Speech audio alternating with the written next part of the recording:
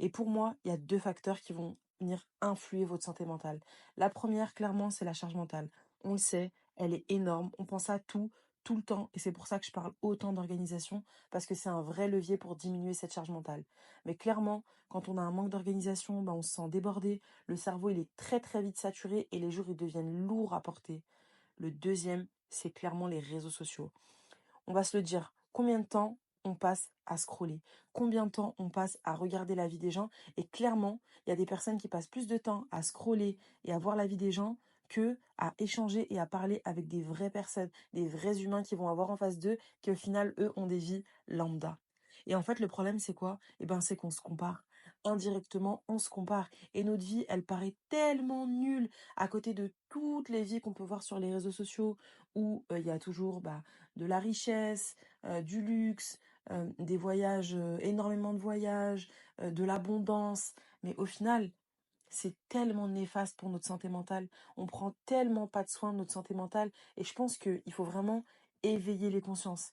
Qu'est-ce que ça va nous apporter de regarder la vie des gens qui semblent parfaite? Qu'est-ce que ça va nous apporter à nous? Est-ce que c'est un bien pour nous? La réponse est non. Pose-toi une vraie question. Qui est-ce que tu suis au quotidien?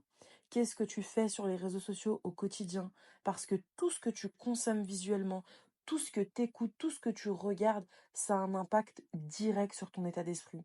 On passe clairement plus de temps à vivre à travers des écrans qu'à vivre réellement, à observer la vie des gens. Il y a un truc que je peux te dire, c'est que l'argent, ça fait pas le bonheur. Il va peut-être contribuer à des moments heureux, mais il ne remplacera jamais un esprit apaisé et un cœur en paix. Et aujourd'hui, je crois qu'il faut vraiment tirer cette sonnette d'alarme parce que si, en arrêtant de te comparer à tout ce que tu vois, tu réalisais que ta vie, elle est simplement normale, comme celle de ta voisine, ta copine, monsieur ou madame tout le monde. Et tu sais quoi?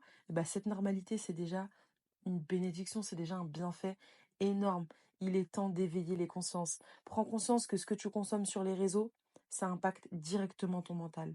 Fais le choix de suivre des contenus qui vont t'élever, qui vont te faire du bien. Utilise les réseaux sociaux avec une bonne intention pour que ce soit un outil positif et pas une source de mal-être. Ta santé mentale, ça doit être ta priorité. Fais tout ce que tu peux pour la protéger. Ne te compare pas à tout ce que tu peux voir et apprends à aimer les choses simples. Et oublie jamais que dans chaque parcours de vie, il y a du bon et du moins bon.